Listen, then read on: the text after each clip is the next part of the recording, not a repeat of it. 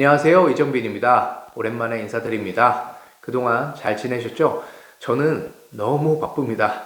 바빠서 영상을 촬영할 시간도 없었고, 시간이 없었다면 핑계겠지만 너무 바빴어요. 그래서 오늘 일요일이거든요. 일요일 날에도 업무를 할 게 있어서 왔다가 영상을 그래도 이제 도움이 될 만한 영상들을 제가 몇 개를 계속 제목을 정해두고 촬영해서 이건 설명을 드려야겠다 해놨는데 그게 벌써 이만큼 쌓여있는데 제가 PD가 따로 있는 게 아니다 보니까 촬영하고 편집하고 올리고 이게 못해도 적어도 한 5시간은 걸리더라고요. 제가 실력이 없다 보니까. 그래서 계속 미루고 있었는데 올해가 가기 전에 이건 꼭 설명을 드리면 좋겠다 싶은 내용에 대해서 설명을 드리고 내년에도 어떻게든 시간을 만들어서 추가적으로 도움될 만한 영상을 업로드 하겠습니다. 오늘은 경매 낙찰 관련해서 이제 전세 사기꾼, 나쁜 분들이죠. 이분 대상으로 별 서류를 다 내더라고요. 자기가 공사를 했네, 유치권 주장하고, 임차인이네, 이런 분들 대상으로 인도 명령으로 정리하는 방법에 대해서 설명을 드릴 거고요. 그리고 다음엔 전세 사기 피해자분들, 피해를 받으신 분들이 어떻게 소송까지 진행하고 법률 비용은 어디서 지원을 받을 수 있고 그리고 절차는 어떤 식으로 흘러가는지에 대해서 설명을 드리도록 할게요. 저번 주에도 저희 전세 사기 피해 받으신 분 이제 몸도 건강하시지 않으셔서 굉장히 이동이 불편하시는데 저희 사무실까지 오셔서 이제 시작을 하게 됐는데 저희가 전세 사기 피해자분들도 많이 도와드렸었거든요. 근데 아직도 전세 사기가 끝나지 않았더라고요. 그래서 한번 다시 설명을 드릴 예정입니다. 그리고 경매 낙찰도 많은 분들이 관심을 갖고 계신데 조급하게 하실 필요가 없을 것 같아요. 지금은 환율이 다들 알고 계시겠지만 너무 올랐잖아요. 1460원에서 왔다 갔다 하고 있고요. 그리고 저희 나라 통화량이 너무 급속히 늘어났습니다. 한마디로 통화량이 늘어나니 돈값이 떨어지는 거잖아요. 원화가 휴지되고 환율은 올라가고 그리고 내년에 1월까지는 어쩔지 모르겠지만 2월 이후부터는 어떤 상황이 펼쳐질지 모르니 너무 조급한 마음 갖지 마시고요. 돈값이 떨어지고 원화가 휴지가 되니 실물자산에 투자하는 건 맞죠. 실물자산에 투자하지만 저희 나라 국내 자산뿐만 아니라 해외 자산, 저희가 근데 해외 부동산을 취득할 만한 그 재산 여력이 되는 분들은 많지가 않잖아요. 그러다 보니 이제 달러나 미국 국채 그리고 그 반대 해지되는 목적으로 금 이런 자산에도 조금은 관심을 가질 필요가 있는 것 같아요. 세상을 사는 인생 난이도가 점점 올라가고 있습니다. 예전에는 그냥 이거 하나만 저축만 하면 되는 세상이었고 주식만 제대로 하거나 아니면 부동산 하나만 잘 투자해도 되는 세상이었는데 이건 너무 어려워요. 세상 사는 인생 난이도가 너무 급격히 올라가고 있는 것 같습니다. 제가 드리고 싶은 말씀은 저희가 경매에 대해서 설명하고 다양한 법률을 취급하고 있고 거기에 대한 도움을 드리고 있는 채널이지만 경매에 너무 맹신하지 마시고요. 부동산, 직거래, 일반 매매, 다 재개발, 재건축, 다양한 방법이 있잖아요. 부동산 투자 이제 너무 맹신할 시대가 끝난 것 같습니다. 그런 시대는 끝난 것 같고 다양한 포트폴리오를 구성해서 내 자산 녹아내리는 거 좀 막아야 되지 않을까 이런 생각을 합니다. 다만 10억 갖고 있는 분들은요 5억은 부동산에 넣고 나머지 3억은 달러나 외화자산 쪽에 투자를 하고 나머지 1, 2억은 금을 해지 용도로 또 투자를 하고 이런 방향성을 고려할 수 있겠지만 근데 재산이 다 모아도 2천만 원밖에 안 된다. 그걸 나누기도 어렵잖아요. 솔직히 말해서요. 그걸 조금씩 나눠서 해보는 건 좋은 경험이 되고 시간을 길게 두고 봤을 때는 분명히 장점은 있겠지만 사람 마음이라는 게 그렇지가 않잖아요. 어딘가에 다 몰빵해서 빨리빨리 수익을 쌓아나가고 싶은 생각이 많이 들 텐데 그래서 경매 하시는 분들 정말 신중하게 잘 하셔야 될 것 같습니다. 한번 묶이면 힘들어질 수 있을 것 같아요. 그리고 재개발, 재건축도요. 정말 잘 보고 하셔야 됩니다. 시간 20년 걸릴 수도 있어요. 어떻게 될지 모르고 분담금 정말 많이 올라갈 수도 있을 것 같습니다. 원자재 가격 계속 올라가고요. 물가 올라가고 정말 힘든 세상입니다. 자, 그럼 오늘 설명드릴 내용인 전세 사기꾼을 상대로 어떻게 인도 명령을 하는지, 그리고 이건 대상이 전세 사기꾼이 아니더라도요, 집주인도 가능한 거고 허위 유치권자도 다 가능한 내용입니다. 자, 같이 보시죠. 먼저 낙찰자분께서 저에게 컨설팅 자체를 맡기신 건 아니고요. 낙찰 받으신 다음에 아드님과 이제 상의하다가 점유자가 이사비를 좀 많이 요구하고, 이제 유치권 신고서도 제출하고 뭐 공사도 했다고 하고, 이제 뭘 좀 알고선 방해하려는 목적이 컸었던 것 같아요. 근데 본인들께서 직접 대응하기가 어려워서 저에게 이제 의뢰를 하신 거고, 결론부터 말씀드리자면 2주 안에 결정이 나왔고요. 강제집행 진행하기 전에 마지막으로 소정의 이사비를 줄 테니 자진해서 빠른 시간 안에 퇴거를 해라, 이렇게 얘기가 된 상황입니다. 내용을 서류랑 같이 한번 보도록 할게요. 개인정보가 있어서 제가 인적사항들은 좀 가리고 설명을 드리도록 하겠습니다. 쭉 진행이 됐고, 이 결정문 클릭하면 인도명령 결정이 됐다는 내용이 나오죠. 그런데 인적사항이 있기 때문에 제가 좀 가린 문서로 설명을 드리도록 할 거예요. 피의 신청인은 별지기재 부동산을 인도하라. 12월 23일 날 결정이 나왔고 저희한테 24일 날 송달이 됐습니다. 점유를 주장하는 분은 어떤 분이냐면요. 경매사건 조회해 보시면 알겠지만 인적사항들이 나와서 이게 설명드리기가 쉽진 않은데, 제가 군데군데 나오는 인적사항을 계속 가리도록 하겠습니다.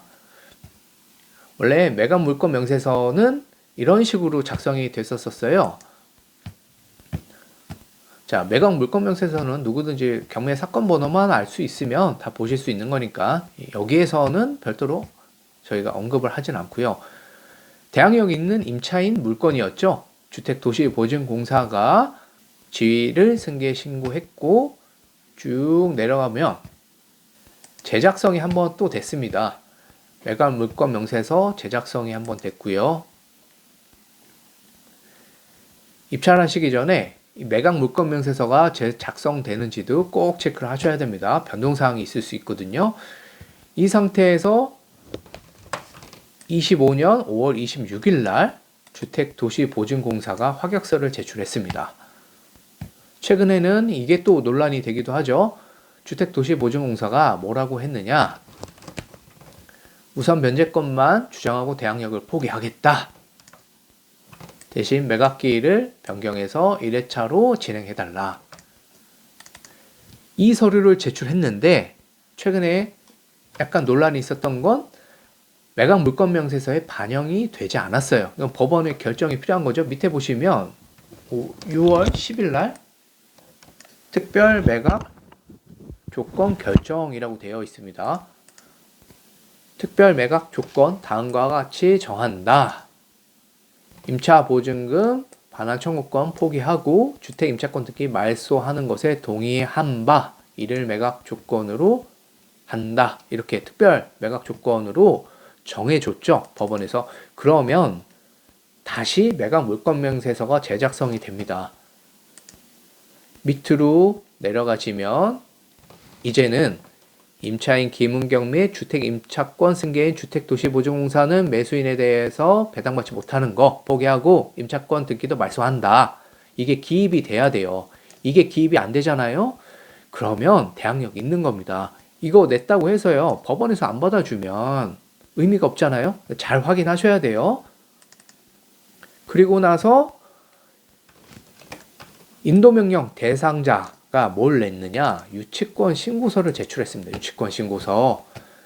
돈 받을 게 있다 이러면서 서류를 낸 거예요. 어쩌고저쩌고 막 이렇게 많이도 냈습니다. 26페이지까지 있죠. 막 이거 인적사항이 있어서 제가 자세히는 못 보여드리고요. 이런 식으로 막 5만 서류 다 냈어요.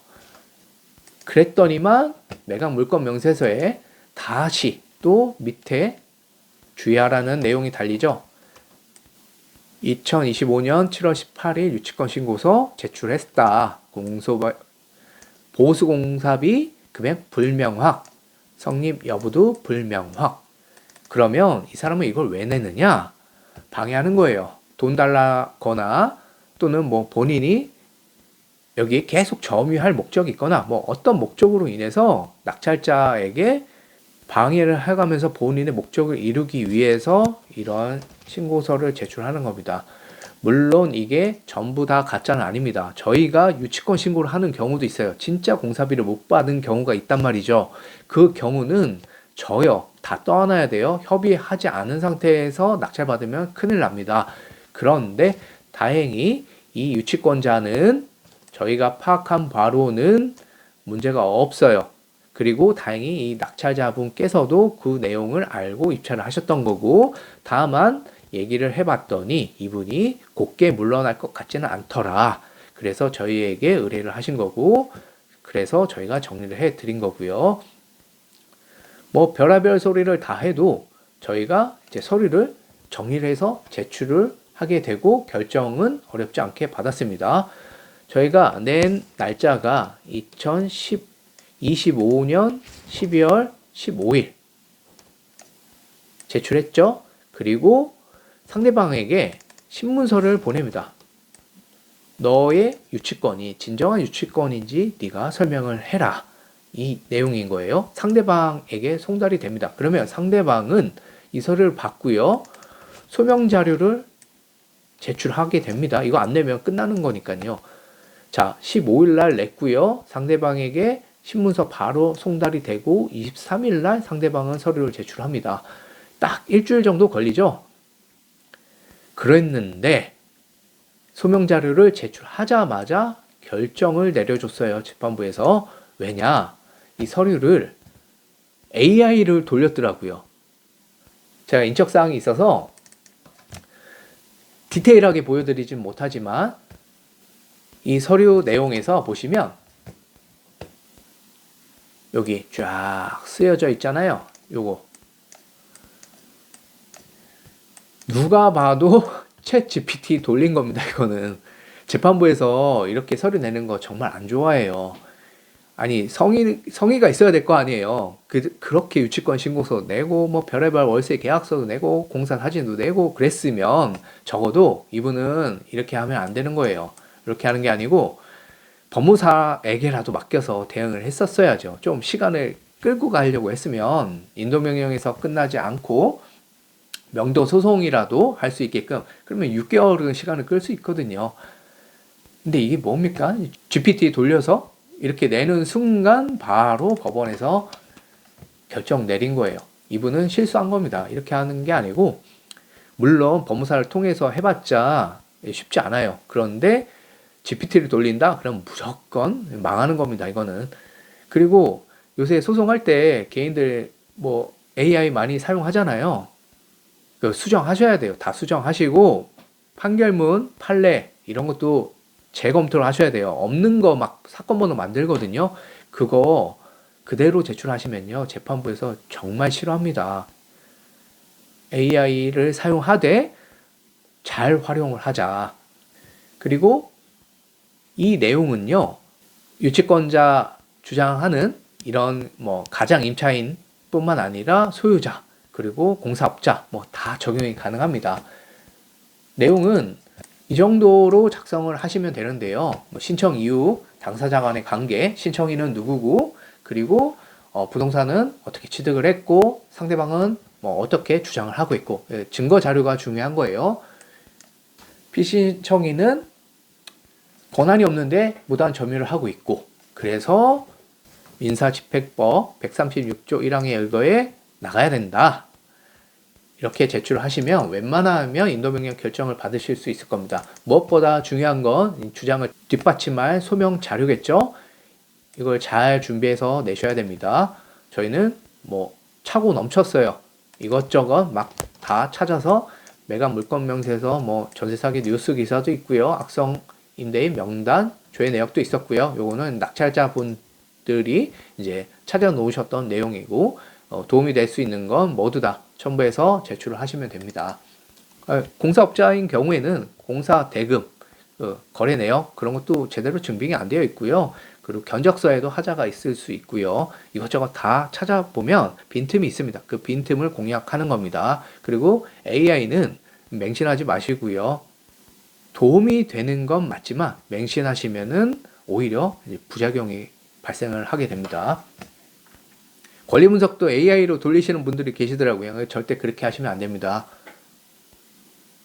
그리고 이 낙찰이 끝났더라도 이사 협상이 정말 중요한 건 다들 아시죠? 이사 협상 하실 때 이사비 안 주려고 하시는 분들이 있어요. 한 푼도 안 주려는 분들. 물론 배당을 다 받는 경우는 안 주셔도 되고요. 저희가 컨설팅을 했던 경우에는 월세까지 다 받아요. 웬만하면 받고 정리가 다 되는데 배당을 다 못 받으신 분들 있잖아요. 이분들은 그래도 소정 이사비를 주셔야지 원만하게 해결이 가능할 겁니다. 인도명령이 능사는 아닙니다.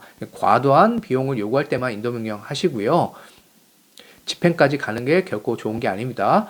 인도명령을 바탕으로 협상을 하시고 그리고 웬만하면 소정의 이사비는 드리고 빠르게 정리를 하자.